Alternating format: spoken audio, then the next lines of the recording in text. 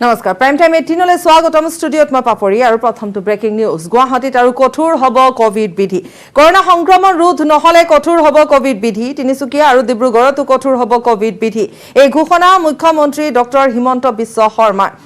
অসমত লকডাউনৰ সম্ভাৱনা নস্যাৎ কৰিছে মুখ্যমন্ত্ৰীগৰাকীয়ে 50 কৰোনা আক্ৰান্ত লোক হাস্পতাললৈ যোৱাটো বাধ্যতামূলক 17 মেৰ পৰা প্ৰযোজ্য হ'ব এই নিয়ম চাহ বাগিচাত কাইলৈৰ পৰা নতুন এছপি বিগত বৰ্ষৰ পৰা এতিয়ালৈকে ৰাজ্যত কৰোনাত মৃত্যু 1984 জন লোকৰ কণ্টেইনমেণ্ট জোনত থকা বিপিএল লোকক খাদ্য সামগ্ৰী যোগান ধৰিব চৰকাৰে পুনৰ কৈছো আজি জিএমচিএইচত এক সংবাদ মেল আয়োজন কৰিছে মুখ্যমন্ত্ৰীগৰাকীয়ে আৰু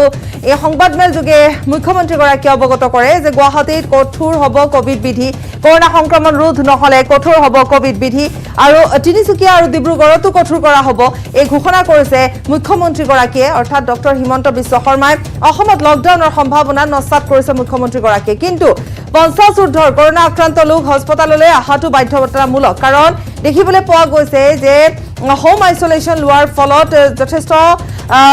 যেহেতু কষ্টকৰ হৈ পৰে বা চিকিৎসাৰ ক্ষেত্ৰতো কষ্টকৰ হৈ পৰে কাৰণ হোম আইসোলেশন লোৱাৰ পাছত বহু পলমকৈ চিকিৎসালয়লৈ অহা বুলিও ইতিমধ্যে জানিব পৰা গৈছে বা চিকিৎসালয় কৰ্তৃপক্ষৰ তৰফৰ পৰা জনোৱা হৈছে বা আজি মুখ্যমন্ত্ৰীগৰাকীয়ে সংবাদ মেল যোগে এই কথা কৈছে 17 মেৰ পৰা প্ৰযোজ্য হ'ব এই নিয়ম অৰ্থাৎ 50 ব্যক্তি যদি কোভিড আক্ৰান্ত হয় তেওঁলোক হোম আইসোলেশনত নহয় তেওঁলোক চিকিৎসালয়লৈ যাবই লাগিব ইফালে চাহ বাগিচাত কাইলৈৰ পৰা নতুন এছপি হ'ব আমি কালি দিনটোত এই বাতৰি সম্প্ৰচাৰ কৰিছিলো যে চাহ বাগিচাত কেনে ধৰণে সংক্ৰমণ বৃদ্ধি পাইছে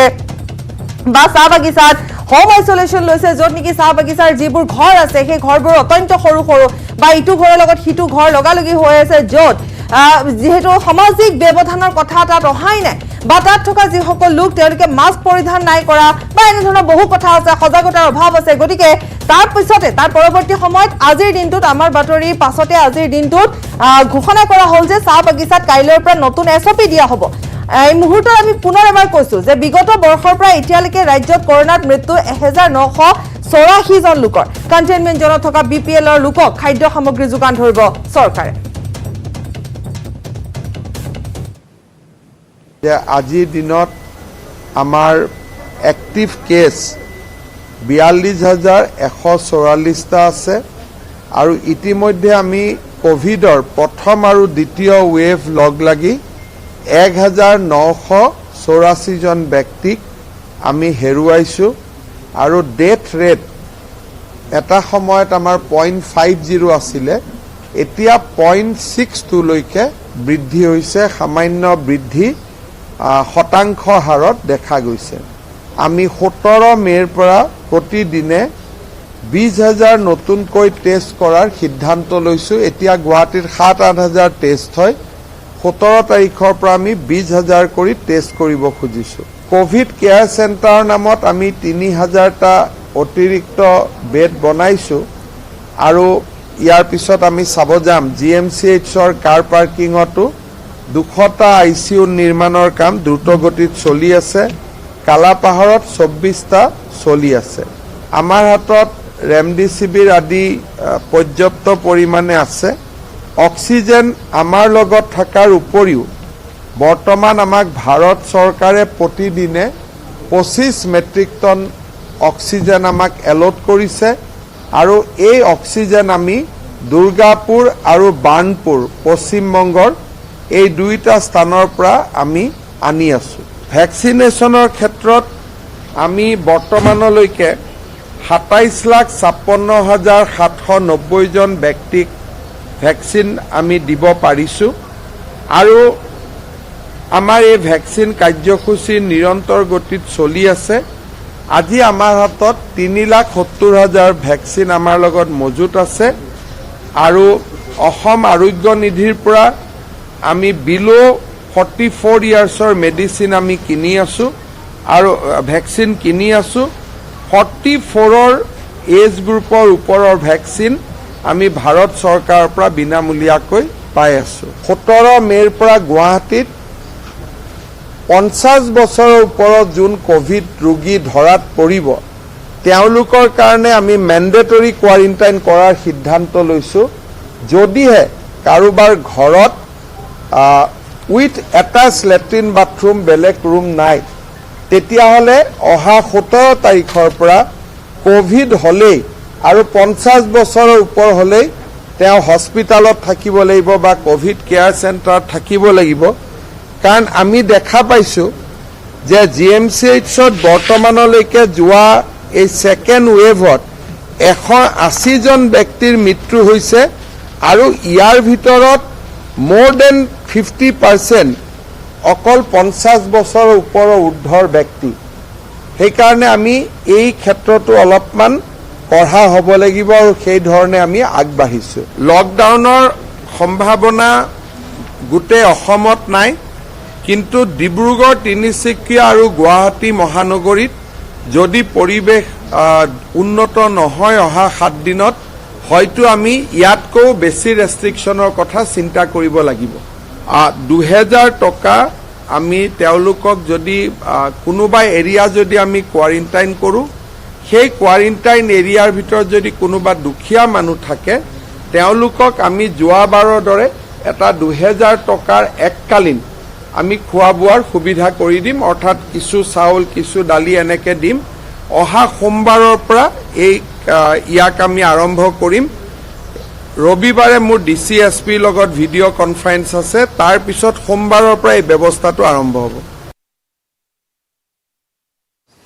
মাত্ৰ 4 দিনতে দুটাকৈ বিস্ফোৰণে কপালে উজনি অসম এবাৰ ডিগবৈত সংঘটিত হল গ্ৰেনেড বিস্ফোৰণ টিংৰাই বজাৰ এখন হাৰ্ডৱেৰ দোকানত সংঘটিত হল গ্ৰেনেড বিস্ফোৰণৰ ঘটনা আৰু এই গ্ৰেনেড বিস্ফোৰণত নিহত হয় দুজনকৈ লোক আৰু আহত হল আন দুজন লোক কুৰণমাল আগৰৱালা নামৰ লোকজনৰ দোকানত সংঘটিত হল এই বিস্ফোৰণৰ ঘটনা গ্ৰাহকৰ বেহত আহিছিল এজন দ্ৰুবিত নিহত সঞ্জীৱ সিং সুৰজিত তালুকদাৰ দোকানখনত এটা সকেট ক্ৰয় কৰিবলৈ আহিছিল লোক দুজন আৰু আহত দুজন মনজিত দাস আৰু ঘনশ্যাম আগৰৱালা বুলি জানিব পৰা গৈছে আহত দুজনক সংকটজনক অৱস্থাত ডিগবৈ চিভিললৈ প্ৰেৰণ ইফালে এই ঘটনাত জড়িতৰ কথা অস্বীকাৰ কৰিছে আলফা স্বাধীনৰ মুখ্য সেনাধ্যক্ষ পৰেশ বৰুৱাই আৰু মুখ্যমন্ত্ৰীলৈ টেলিফোন কৰি গ্ৰেনেড বিস্ফোৰণৰ ঘটনাৰ বুজ ললে কেন্দ্ৰীয় গৃহমন্ত্ৰী অমিত শাহে পুনৰ কৈছো মাত্ৰ 4 দিনতে দুটাকৈ বিস্ফোৰণে কপালে উজনি অসম এবাৰ ডিগবৈত গ্ৰেনেড বিস্ফোৰণ হল টিংৰাই বজাৰত থকা এখন হাৰ্ডৱেৰ দোকানত এই গ্ৰেনেড বিস্ফোৰণৰ ঘটনা সংঘটিত হয় আৰু এই গ্ৰেনেড বিস্ফোৰণত নিহত হয় দুজনকৈ লোক আৰু আহত হয় আন দুজন লোক কুৰণমাল আগৰৱালা আৰু নামৰ লোকজনৰ দোকানত সংঘটিত হৈছে বিস্ফোৰণ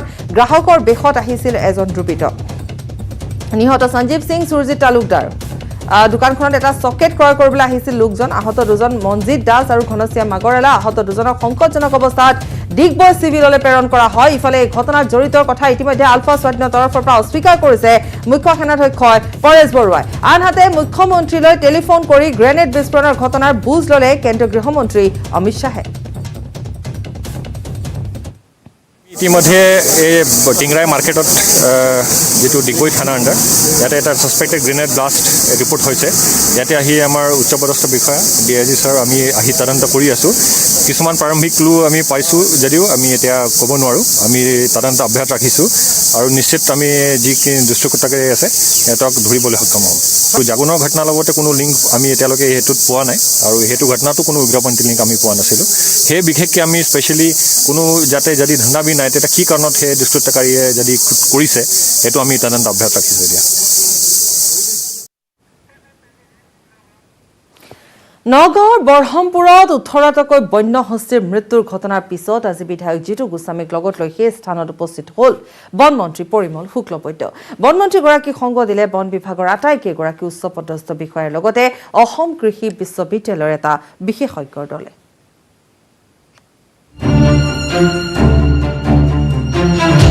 18টা গজৰাজৰ মৃত্যুৰ আঁৰত কি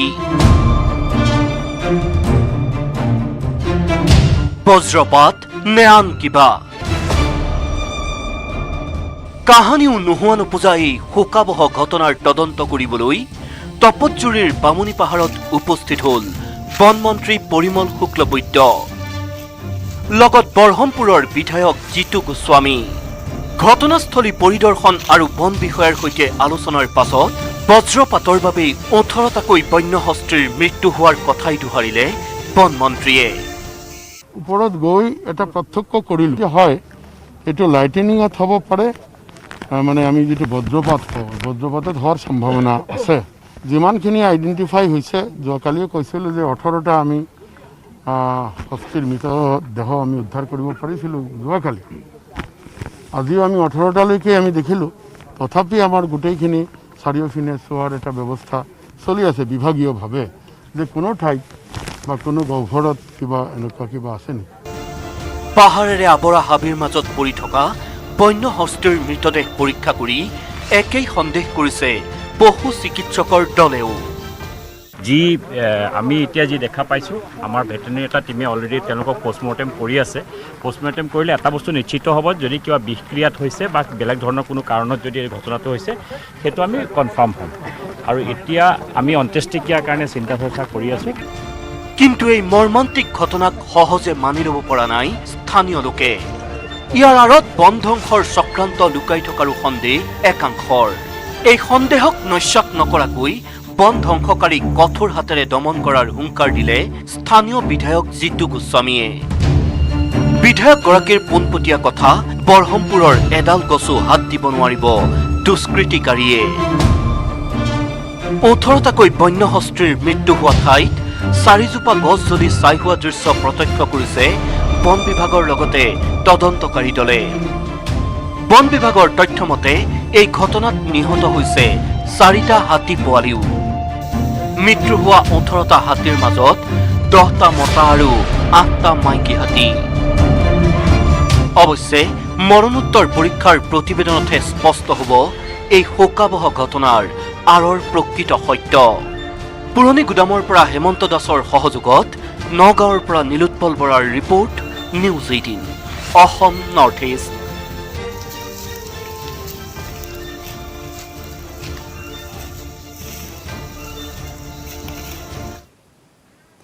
আৰু ইফালে এতিয়াও উদ্ঘাটন হোৱা নাই 18টা গজৰাজৰ মৃত্যুৰ ৰহস্য পোষ্টমৰ্টেম ৰিপৰ্টৰ পাছতহে পোহৰলৈ আহিব মৰ্মান্তিক ঘটনাৰ আঁৰৰ কাৰণ পুৱাই ঘটনাস্থলী পৰিদৰ্শন কৰি বনমন্ত্ৰী পৰিমল শুক্লবৈদ্যই কথা জনায় আৰু উচিত তদন্তৰ আহ্বান জনায় প্ৰকৃতিৰ দল সংগঠনে বজ্ৰপাত নহয় 18টা বন্য হস্তীৰ মৃত্যুৰ আঁৰত আছে কোনো অদৃশ্য শক্তিৰ হাত বন বিভাগ পশু চিকিৎসকৰ লগতে বনমন্ত্ৰী পৰিমল শুক্লবৈদ্য আৰু স্থানীয় বিধায়কে বাৰম্বাৰ কৈ থকা বজ্ৰপাতৰ থিয়ৰী মানি ল'ব পৰা নাই দল সংগঠনৰ লগতে বহু লোকে আনকি প্ৰকৃতিপ্ৰেমী সংগঠন নেচাৰ্ছ বেকনৰ সৌম্যদীপ দত্তয়ো উচিত তদন্তৰ দাবী কৰিছে এই শোকাবহ ঘটনাৰ লগতে সমগ্ৰ দেশ জোকাৰি যোৱা এই মৰ্মান্তিক ঘটনাৰ সৈতে কোনো ব্যক্তি জড়িত থাকিলে তেনে লোকক কঠোৰ শাস্তি বিহাৰ দাবী সৌম্যদীপ দত্তৰ আমি বিচাৰিছোঁ যে অসম চৰকাৰে যাতে এই ঘটনাৰ এটা উচিত তদন্ত কৰে আৰু যদি প্ৰাকৃতিকভাৱে যদি হাতীবোৰৰ মৃত্যু হোৱা নাই এটো যদি হত্যা হয় তেতিয়াহ'লে হত্যাকাৰীক যাতে উচিত শাস্তি প্ৰদান কৰে এই ঘটনাটোৰ সম্পৰ্কে বিতংকে জানিবলৈ হলে আমি অলপ অপেক্ষা কৰিব লাগিব আমি পোষ্টমৰ্টেম ৰিপৰ্টৰ কাৰণে ৰখি আছো কিন্তু এনেকুৱাকে হাতী মৃত্যুৰ ঘটনা অসম কি উত্তৰ পূৰ্বাঞ্চলত প্ৰথম 18টা বন্য হস্তীৰ অকাল মৃত্যুৰ আঁৰত ৰহস্যৰ গোন্ধ পাইছে দল সংগঠনেও শোকাবহ মৃত্যুক আঁকোৱালি লোৱা প্ৰতিটো বন্য হস্তীৰ মৰণোত্তৰ পৰীক্ষা নিয়াৰিকৈ সম্পন্ন কৰাৰ দাবী দল সংগঠনৰ মৰণোত্তৰ পৰীক্ষাৰ লগতে ঘটনাৰ উচিত তদন্তৰ দাবীত দল সংগঠনে বনমন্ত্ৰীৰ হাতত অৰ্পণ কৰিছে এখন স্মাৰক পত্ৰ নিৰ্বাচিতৰ মুখ্যমন্ত্ৰীগৰাকীলৈ আহ্বান জনাইছে এই গোটেই বিষয়টো চৰজমিন তদন্ত হ'ব লাগে আৰু যদি কোনোবা অপশক্তিয়ে যদি হাতীসমূহক যদি তেনেকুৱা ধৰণৰ নকৰিবলগীয়া কিবা কাম কৰিছে তেনেহ'লে বিহিত ব্যৱস্থা ল'ব লাগে কথা আমি স্পষ্টভাৱে কথা কৈছোঁ কিন্তু কোনো কালে নোহোৱা নোপোজা এই ঘটনাৰ আঁৰত প্ৰকৃততে কি আছে সেয়া স্পষ্ট হ'ব মৰণোত্তৰ পৰীক্ষাৰ প্ৰতিবেদনতহে নগাঁৱৰ পৰা Nilotpal Bora report news 18 Assam north east খবৰ অব্যাহত ৰাখিম সময়টি বিৰতি সজ্জালৈ স্বাগতম বিৰতিৰ পাছত শীঘ্ৰে আৰম্ভ হ'ব নেকি এনআৰচিৰ পুনৰীক্ষণ প্ৰক্ৰিয়া বহুচৰ্চিত ৰাষ্ট্ৰীয় নাগৰিকপঞ্জী পুনৰীক্ষণৰ বাবে উচ্চতম ন্যায়ালয়ত 39 পৃষ্ঠাজোৰা আবেদন এনআৰচিৰ ৰাজ্যিক সমন্বয়ক হিতেশ দেৱ শৰ্মাৰ এনআৰচিৰ ৰাজ্যিক সমন্বয়কে জনোৱা আবেদনৰ পিছতে এপিডব্লিউৰ সভাপতি অভিজিৎ শৰ্মাৰ বিস্ফোৰণ চৰকাৰৰ সদিচ্ছাৰ পিছতো বিষয়া আমোলাৰ বাবে বিগত 7টা মাহে নহল পুনৰীক্ষণৰ আবেদন কিয়নো অসমৰ গৃহ আৰু ৰাজনৈতিক বিভাগত আছে এনআৰচিৰ পূৰ্বৰ সমন্বয়ক প্ৰতীক হাজেলাৰ দালাল সেপ্টেম্বৰ 2020 এটা বিশেষ দিন এনআৰচিৰ পুনৰীক্ষণৰ বাবে কেন্দ্ৰীয় গৃহমন্ত্ৰী অমিত শ্বাহেৰে বৈঠকত বহিছিল তদানীন্তন মুখ্যমন্ত্ৰী সৰ্বানন্দ সোণোৱাল আৰু হিমন্ত বিশ্ব শৰ্মা এই বৈঠকৰ পিছতেই কেন্দ্ৰীয় গৃহ মন্ত্ৰালয়ৰ অনুমোদনৰ ভিত্তিত পুনৰীক্ষণৰ আবেদন কৰিবলৈ গৃহ আৰু ৰাজনৈতিক বিভাগক নিৰ্দেশ দিছিল তদানীন্তন মুখ্যমন্ত্ৰী সৰ্বানন্দ সোণোৱালে কিন্তু মুখ্যমন্ত্ৰীৰ নিৰ্দেশৰ পিছতো বিগত 7 মাহে গৃহ আৰু ৰাজনৈতিক বিভাগৰ এজনো বিষয়াই নকৰিলে পুনৰীক্ষণৰ আবেদন উপায়ন্তৰ হৈ 3 দিন পূৰ্বে উচ্চতম ন্যায়ালয়ত এনআৰচিৰ পুনৰীক্ষণৰ আবেদন এনআৰচিৰ ৰাজ্যিক সমন্বয়ক হিতেশ দেৱ শৰ্মাৰ 39 পৃষ্ঠাজোৰা এই আবেদনত সন্নিৱিষ্ট হৈ আছে বহু ভয়ংকৰ তথ্য ৰাষ্ট্ৰীয় নাগৰিকপঞ্জীত সন্নিৱিষ্ট হৈছে ঘোষিত বিদেশীৰ নাম ডি ভোটাৰ বিদেশী ন্যায়াধিকৰণত গোচৰ থকা লোকৰো নাম আছে এনআৰচি নাম কৰ্তন তালিকাৰ পৰাও 43642 গৰাকী অন্তৰ্ভুক্ত হৈছে এনআৰচি বাহবৰ কলগাছিয়া আৰু তলগাঁৱৰ 3টা এনএছকেৰ লিগেসি ডাটা কোড পৰীক্ষা কৰি এনআৰচি কৰ্তৃপক্ষই উদ্ধাৰ কৰা আটাইতকৈ ভয়ানক তথ্যটো হৈছে ভুল লিগেসি ডাটা কোড ব্যৱহাৰ কৰি এনআৰচিত সন্নিৱিষ্ট হৈছে 943 গৰাকী ব্যক্তিৰ নাম এনে ক্ষেত্ৰত পুনৰীক্ষণৰ বাবে চৰকাৰৰ সদিচ্ছা থকাৰ পিছতো গৃহ আৰু ৰাজনৈতিক বিভাগৰ একাংশ আমোলা বিষয়াৰ দায়িত্বহীনতাৰ বাবে বিগত 7 মাহে কৰা নহল পুনৰীক্ষণৰ আবেদন ইয়াৰ কাৰণ ব্যাখ্যা কৰি এপিডব্লিউৰ সভাপতি অভিজিৎ শৰ্মাৰ বিস্ফোৰণ অসমৰ গৃহ আৰু ৰাজনৈতিক বিভাগত আছে এনআৰচিৰ পূৰ্বৰ সমন্বয়ক প্ৰতীক হাজেলাৰ দালাল